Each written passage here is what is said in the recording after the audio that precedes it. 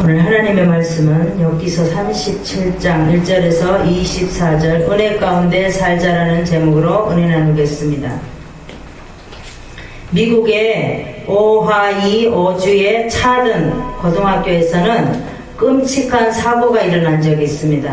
어느 고등학생이 점심시간에 교실에 들어와서 학생들을 총으로 막 쐈어요. 그래가지고 3명은 사망을 하고 2명은 부상을 입었습니다. 그런데 이 일로 인해서 틈이 흘린 어머니는 자기의 신경을 방송국에다가 말을 했습니다. 뭐라고 말을 했냐면은 가해자를 용서한다고 말을 해서 큰 화제가 되었다고 합니다. 저는 아들에게 과거 속에서 살지 말고 용서함으로 늘 오늘을 살라고 그렇게 가르쳤다고 그래요. 그래서 이 아들이 죽었는데 하나님의 은혜는 날마다 새롭고 모든 것은 용서할 수 있게 만들었다라는 겁니다. 그래서 슐린 어머니는 예수님의 십자가에 보여주신 용서의 마음을 용서했다라고 이 학생을 용서를 했습니다. 왜냐하면 총을 쏜 학생은 자기가 무슨 죄를 저질렀는지 알지 못하기 때문에 용서를 했다고 합니다. 그래서 많은 사람들이 눈시울이 뜨거웠다고 합니다. 이 아들은 평소에 자기가 엄마에게 하는 말이 있었어요. 내가 만약에 어떤 일이 생겨서 내가 만약에 죽게 되면 내 장기를 이렇게 써달라고 이렇게 말을 했어요. 그래서 이 아들이 죽고 나서 평소에 이 아들이 엄마에게 했던 말처럼 많은 사람을 살렸어요. 몇 명을 살렸냐면은 8명의 새로운 삶을 살게 했다라는 겁니다. 그래서 용서는 평온의 삶이 아니라 치열한 고통의 삶을 배우게 되었다라는 겁니다. 그래서 예수님은 십자가에서도 사람들을 용서하셨고 또한 용서하라고 가르치셨다라는 겁니다. 예수님이 나에게 베푸신 용서의 의미가 크기로 말하면 생각할 수도 없다라는 거죠. 높고도 아주 넓다라는 겁니다. 그래서 그 용서는 다른 사람에게도 반드시 적용할 필요가 있다라는 거예요. 우리는 입으로만 용서가 아니라 우리의 삶이 많은 사람들에게 용서할 수 있는 그런 믿음이 되어야 됩니다. 그래서 주님께 받은 큰 은혜는 언제나 가슴에 품어야 돼요. 그래서 그런 마음으로 그런 믿음으로 살아야 됩니다.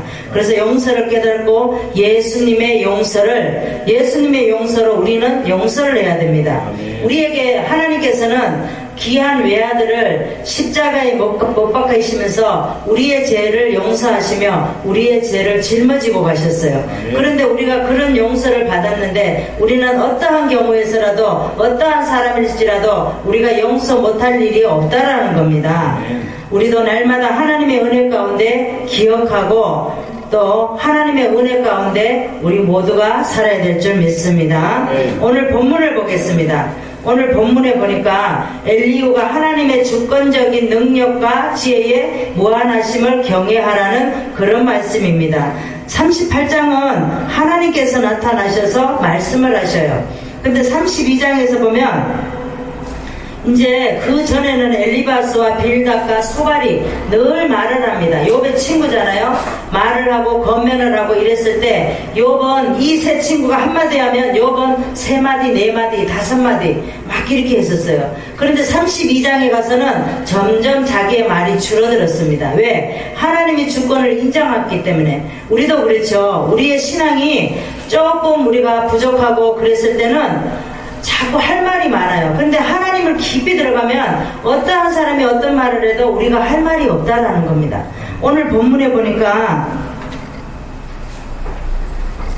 하나님의 음성, 그 입에서 나오는 소리를 들으라 그랬습니다. 3절에 보니까 그 소리는 천하에 퍼지시며 번개빛으로 땅끝까지 이르게 하시고 4절에 보니까 울리는 음성을 내시고는 번개빛을 금치 아니하시느니라. 5절에 봤더니 우리의 헤아릴 수 없는 큰 일을 행하시느니라. 6절은 눈을 명하여 땅에 내리사 하시며 적은 비와 큰 비도 그같이 내리게 하시고 9절에 보니까 남방 밀실에 동쪽에서는 강풍이 이르고 북방에서는 찬 기운이 이르며 10절에 하나님의 부시는 기운의 얼음이 얼고 물의 넓이가 줄어드느니라 그랬습니다. 그래서 13절에 보니까 긍휼 베푸심을 위하여 구름으로 오게 하시느니라. 14절에 보니까 이것들을 듣고 가만히 서서 하나님의 기묘한 일을 궁금하라 그랬습니다. 15절에 봤더니 하나님이 어떻게 이런 것들에 명령하셔서 구름의 번개빛으로 번쩍번쩍하게 하시는지 네가 아느냐 이렇게 묻습니다. 16절에 보니까 기묘한 일을 네가 아느냐,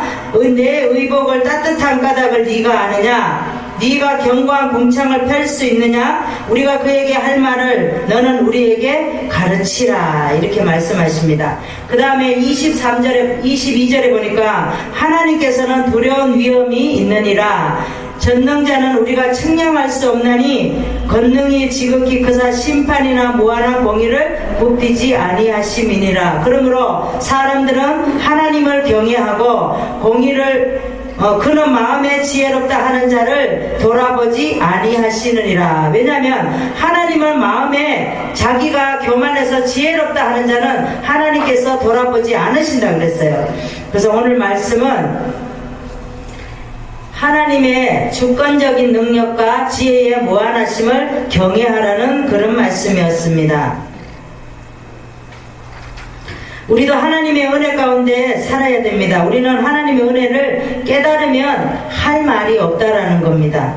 오늘 그러면 우리가 어떻게 은혜 가운데 살아야 하는지 첫 번째 말씀을 보겠습니다. 자연에서 하나님의 능력을 깨닫고 은혜 가운데 살아야 됩니다. 5절에서 6절에 13절까지 보겠습니다. 1절, 2절부터 보겠습니다. 하나님의 음성 보 그 입에서 나오는 소리를 들으라. 그 소리는 우락한강 하는 소리, 우리가 천둥 칠 때 그때문에 막 소리 나죠. 그런 소리를 들으라는 거죠. 그 소리를 천하 퍼지시며 번개빛으로 땅끝까지 이르게 하신다. 그 후에 음성을 바라시며 울리는 음성을 내시고는 그 음성이 들릴 때는 번개빛을 금치 아니하시느니라. 왜냐하면 찬 공기와 따뜻한 공기가 부딪히는 소리라는 거예요. 그래서 그런 음성이 들린다는 거죠. 5절에 보니까 하나님이 기이하게 음성을 울리시며 우리의 헤아릴 수 없는 큰 일을 행하시느니라. 그러니까 왜냐하면 천둥 소리가 나면 욥 너 어쩔겠냐 이렇게 묻는 거예요, 엘리후가. 그래서 눈을 명하여 땅에 내리사 하시며 적은 비가 큰 비도 그같이 내리게 하시느니라. 9절에 봤던 남방 밀실에서 강풍이 이르고 북방에서는 찬 기운이 이르니라. 하나님이 부시는 기운에 얼음이 얼고 물의 넓이가 줄어드느니라. 왜냐하면 하나님께서 입으로 강풍을 불었고 물은 얼음으로 만들었다라는 겁니다. 그래서 그가 하나님이 습기로 빽빽한 구름 위에 실으시고 번개빛을 구름을 널리 펴신즉 13절에 보니까 혹 징벌을 위하여 혹 토지를 위하여 긍휼을 베푸심을 위하여 구름으로 오게 하시느니라 그랬습니다. 자연에서 하나님의 능력을 깨달으라고 하나님께서 말씀을 하고 있습니다. 우리가 지금 겨울이 지나고 자연이 이렇게 자연을 보면은 겨울이 지나고 봄이 오죠. 봄이 오는데 봄이 올 때 제일 먼저 깨달을 수 있는 게 뭐예요? 나무나 이렇게 어떤 풀이나 같은 거 우미 틀잖아요. 우미 틀고 조금 있으면 잎이 나오고 또 조금 있으면 꽃잎이 나오고 그런 걸 보면 너무 신기한 거예요. 이게 자연이 하나님께서 자연을 통해서 우리를 알게 하신다라는 거죠. 그러니까 온 산과 들이 울긋불긋하게 되죠. 우리도 오늘도 지금 봄인데 벌써 5월이에요. 가정의 달이에요. 어버이 주일이에요. 이런 것들도 다 하나님이 이렇게 우리를 알아가라고 가정을 통해서 주님을 알으라는 겁니다. 그래서 강을 보며 겨울을 보며 강을 보며 우리가 겨울에 보면 얼음이 얼어서 물에 못 들어가잖아요. 근데 봄이 오면은 왠지 물도 맑아 보이고 거기에 보면 다슬기도 보이고 물도 맑아서 막 물에 들어가고 싶어요. 그런데 차면서도 물에 들어가면 겨울같이 그런 물이 아니라는 겁니다. 이런 것도 자연을 통해서 하나님께서 우리에게 이렇게 하게 해주셨다는 겁니다. 엘리후는 하나님께서 천둥과 번개로 음성을 내시지만 인간은 하나님의 일을 할 수 없다 그랬어요. 우리가 어떻게 하나님 일을 어떻게 할 수 있겠어요? 하나님께서는 눈과 비와 바람으로 교훈하시고 자연을 계시하셨어요. 그 다음에 관리하시는 하나님이십니다. 자연을 하나님께서 관리하셔요. 우리가 관리하는 것 같지만 그렇지 않다라는 거예요. 우리가 할 수 있는 건 아무것도 없다라는 겁니다. 습기를 구름에 싣고 인도하시고 하나님께서 목적을 이루시기 위해서 자연계를 운행하시고 지금도 계신다라는 겁니다. 그래서 자연에서 하나님의 능력을 깨닫고 은혜 가운데 살아야 할 것을 말씀하고 있습니다. 어떠한 경우에서라도 우리는 자연을 통해서 주님을 발견해야 됩니다. 성경을 보겠습니다. 시편 114편 7절에서 8절, 구약의 886장을 보겠습니다. 시편 114편 7절에서 8절. 땅이여 너는 주와 곧 야곱의 하나님 앞에서 떨지어다. 저가 반석을 변하여 못이 되게 하시며 차돌로 샘물이 되게 하셨도다. 왜냐하면 자연에서 하나님의 능력을 깨달아야 된다는 겁니다. 하나님께서 무엇이든지 다 하나님이 하셨다는 거예요. 우리가 봤을 때 자동차도 사람이 만든 것 같지만 아니라는 겁니다. 하나님께서 사람에게 지혜를 주셔서 그것도 만들게 하셨어요. 우리가 갖고 있는 모든 것은 다 하나님이 하셨다는 겁니다. 우리는 그렇게 인정할 때에 하나님께서 우리에게 능력과 지혜를 주시는 줄 믿습니다. 성경에 보면 엘리야가 있습니다. 열왕기상 8장 18장을 한번 보겠습니다. 왕상 18장을 한번 보십시오. 18장을 한번 보시라.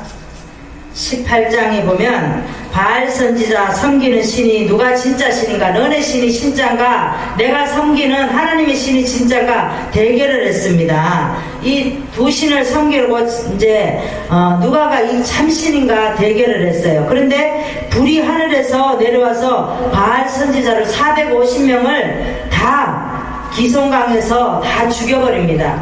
왜냐면은 엘리야가 하나님께 기도할 때 뭐라고 말했냐면은 주의 종, 첫 번째 주께서 하나님 되신가, 그 다음에 두 번째는 자신이 주의 종된가, 세 번째는 주의 말씀대로 행하는 것을 알게 해달라고 기도를 했습니다. 그랬더니 하나님께서 이렇게 바알 선지자 450명을 다 죽여버렸어요. 여기에 보니까 어디를 봐야 되냐면 36절을 보세요. 36절에 보니까 저녁 소재 드릴 때에 이르러 선지자 엘리야가 나아가서 말하되 아브라함과 이삭과 이스라엘이 하나님 여호와께서 주께서 이스라엘 중에서 하나님 되신가, 내가 주의 종이 된가, 내가 주의 말씀대로 모든 일을 행하는 것을 오늘날 알게 해달라고 기도를 합니다. 그래서 기도를 하고 어떻게 해요?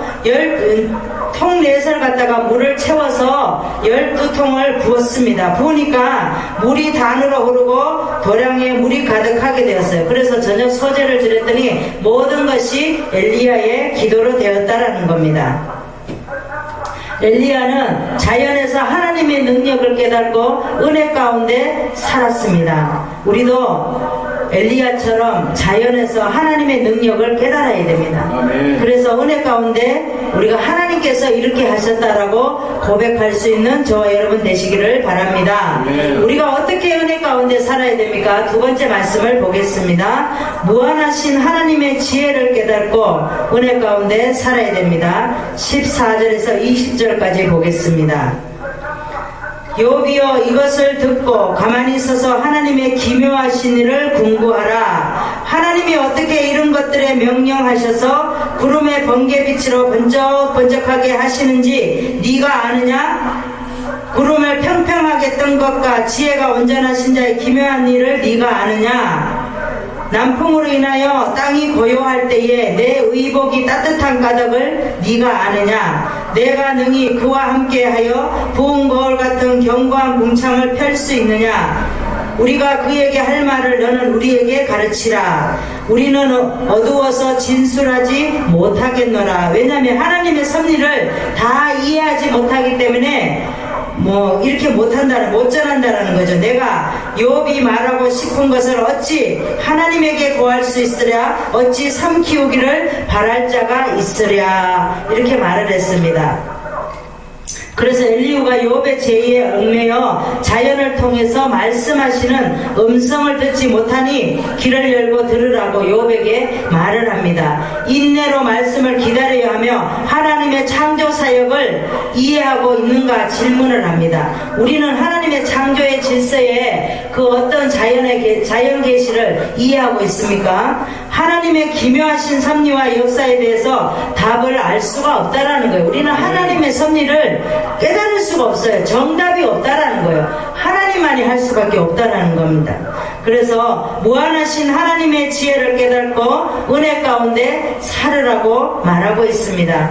우리는 하나님 앞에 어떤 것도 자랑할 게 없어요. 다 하나님이 하신 일이지 내가 어떤 일을 조금 잘했다 해서 내가 한 것이 아니에요. 다 하나님께서 그렇게 지혜를 주시고 능력을 주시고 우리에게 할 수 있도록 그런 환경을 만들어 주셨다는 겁니다. 그래서 우리가 하나님을 고백할 때에 하나님께서 우리에게 무한하신 하나님의 지혜를 깨닫게 된다는 겁니다. 우리 성경을 보겠습니다. 이사야 28장 29절을 보겠습니다. 구약의 997장을 보겠습니다. 이도 만군의 여호와께로서 난 것이라 그의 모략은 기모하며 지혜는 강대하니라. 하나님은 그렇다라는 겁니다. 모세를 보겠습니다. 우리가 성경에 보면 모세가 있습니다. 출애굽기 14장에 보면 홍해를 가르셔요. 홍해를 가르치는데 여기 18장에 보면은 이스라엘 백성들을 애굽으로 인도해내는데 홍해가 왔을 때 이스라엘 백성들이 떨고 무서웠어요.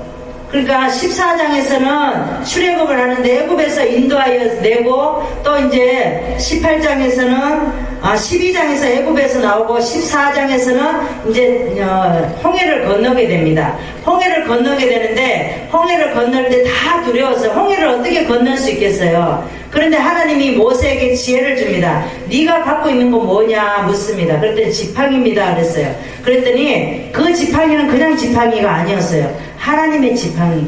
그랬더니 하나님의 지팡이를 하나님이 거기 홍해에다 대라고 그랬습니다. 대었더니 홍해가 갈라졌어요. 그런데 하나님께서는 이스라엘 백성을 구원시키려고 그 홍해를 건너게 하셨다는 겁니다.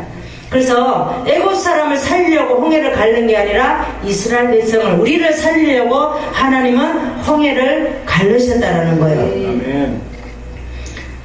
그래서 이 홍해가 갈라질 때 이스라엘 백성들이 다 건너게 되고 나중에 애국 군대가 왔는데 어떻게 해요? 애국 군대는 다 잠겨버려 수장을 시키잖아요. 우리도 어떤 홍해를 건널 때 아무 생각도 하면 안 돼요. 홍해는 우리에게 건널 수 있는, 우리가 홍해를 건너면 다시 사는 거예요. 죽는 것이 아니라 살 수 있는 기회라는 겁니다. 그런데 우리가 많은 사람들이 홍해를 건널 때 두려워서 건널 수가 없고 원망을 하게 됩니다.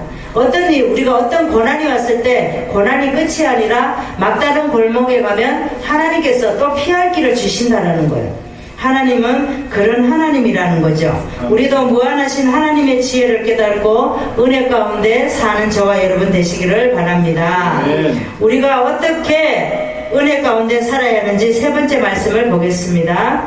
위엄을 지니신 하나님을 깨닫고 은혜 가운데 살아야 됩니다. 21절에서 23절까지 보겠습니다. 24절까지.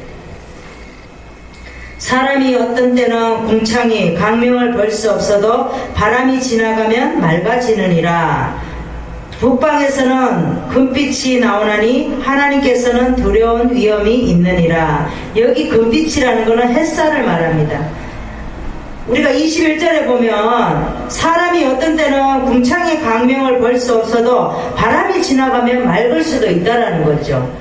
근데 북방에서는 햇살 같은 금빛이 나오나니 하나님께서 두려움 위엄이 있느니라 그랬어요. 23절에 봤더니 전능자를 우리가 측량할 수 없나니 하나님은 권능이 지극히 크사 심판이나 무한한 공의를 굽히지 아니하심이니라.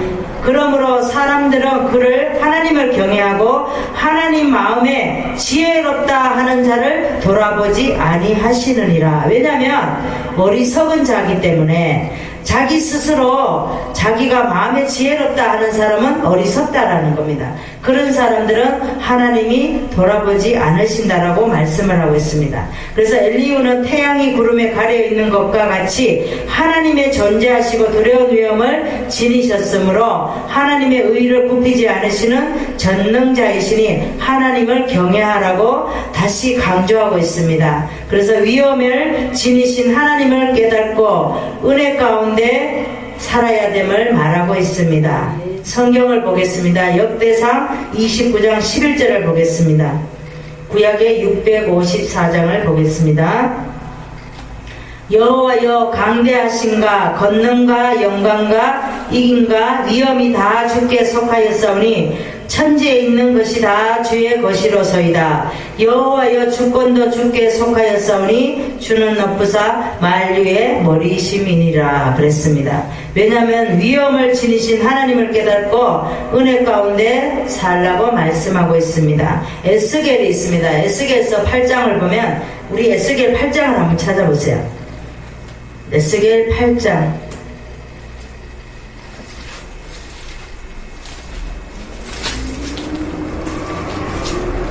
에스겔 8장을 봅시다. 에스겔 8장을 보면은 제6년 6월 5일에는 나는 에스겔은 집에 앉았고 유다 장로들은 내 앞에 에스겔 앞에 앉았는데 그 다음에 2절에 보니까 불같은 현상이 있었다고 그랬어요. 3절에 보니까 송 같은 것을 펴고 내 머리털을 모숨을 잡으며 주의 신이 나를 들어 천지 이루고 올리시고 하나님의 이상 가운데 나를 이끌어 예루살렘으로 가서 안뜰로 들어가 북향항 문에 이르게 했다 그랬습니다. 에스겔을 하나님이 어떻게 했냐면 이렇게 머리를 이렇게 한묶음 머리 여기를 잡고 이렇게 끌어올렸는데 자기가 살았는지 죽었는지 육신에 있는지 알지 못했다 그랬어요. 5절에 보니까 내가 이르시되 인자야 너는 눈을 들어 북편으로 바라보라 하시기로 그 제단 문 어기 북편에 그 특이 우상이 있더라. 그 다음에 6절의 끝에 보니까 큰 가증한 일을 보리라 하시더라. 그가 나를 이끌고 뜰 문에 이르시기로 내가 본즉 담에 구멍이 있더라. 9절에 봤더니 가증한 악한 일로 보라 하시기로 내가 들어가 보니 10절에 중간에 보니까 모든 우상 그 사면 벽에 그려졌다. 이스라엘 족속이 장로 70인이 그 앞에 섰으며 사반의 아들 야샤냐도 그 가운데 섰고 그러니까 유다 민족을 심판할 수밖에 없다라는 거예요. 왜냐하면 사반은 유명한 서기관 아들인데 우상을 섬기고 있었다라는 거. 그러니까 유다 백성을 심판할 수밖에 없다라는 것을 말씀하고 있습니다. 12절에 보니까 여호와께서 우리를 보지 아니하시며 이 땅을 버리셨다 하느니라. 그가 또 나를 데리고 북문에 이르시기로 보니 거기 여인들이 앉아서 단무스를 위하여 애곡하고 있었다 그랬습니다. 이 단무스는 베네기 신이라고 그런 신입니다. 16절에 보더니 여호와의 전들 안뜰에 또 들어가서 봤어요. 그랬더니 약 25인의 여호와의 전을 등지고 나설 동으로 향하여 동방태양을 경배하고 있었다 그랬습니다. 그 다음에 18절에 보니까 아껴보지 아니하고 긍휼을 베푸지도 아니하리니 그들이 큰 소리로 내기에 부르짖을지라도 내가 듣지 아니하리라. 하나님께서는 이렇게 많은 하나님의 또 서기관의 아들임에도 불구하고 이렇게 신을 섬겼어요. 그러면 안 되는데도 이 유다 백성들은 이렇게 했다라는 하나님께서 그래서 에스겔에게 바벨론으로 포로로 잡혀갔을 때 장로와 함께 집에 앉아있을 때 하나님의 권능이 천지에 임하셨다 그랬습니다. 이때가 597년에 잡혀갔어요. 포로로 잡혀가고 592년에 2차 포로로 또 잡혀가고 에스겔 후에 에스겔은 영으로 갔는지 육으로 갔는지 알지 못했다라고 말하고 있습니다. 우리도 때로는 어떨 때 입신이 들어간 사람들 있잖아요. 기도하다가. 그랬을 때는 우리가 정말 죽었는지 눈을 떠도 살았는지 그럴 때 모를 때가 있어요. 그런 거와 같다라는 거죠. 머리를 한 움큼 잡고 어디를 이렇게 예루살렘 성전을 옮겨놨는데 내가 죽어서 왔는지 육으로 왔는지 알지 못했다라고 말하고 있습니다. 우리도 위험을 지니신 하나님을 깨닫고 은혜 가운데 살아야 됩니다. 에스겔은 이 하나님의 위험을 지니신 하나님을 깨달았어요. 그래서 은혜 가운데 삶을 사는 에스겔입니다. 말씀을 정리하겠습니다. 우리가 어떻게 은혜 가운데 살아야 됩니까? 자연에서 하나님의 능력을 깨달아야 됩니다. 무한하신 하나님의 지혜를 깨달아야 됩니다. 위험을 지니신 하나님을 깨닫고 은혜 가운데 살아야 될 줄 믿습니다. 기도하겠습니다. 하나님 감사합니다. 오늘도 어버이 주를 맞이하여서 어머니 은혜에 하나님 은혜에 감사하는 저희들이 되게 하시고 또 아버지 그 은혜를 잊지 않는 저희들이 되기를 원하며 예수 그리스도 이름으로 기도드리옵나이다. 아멘.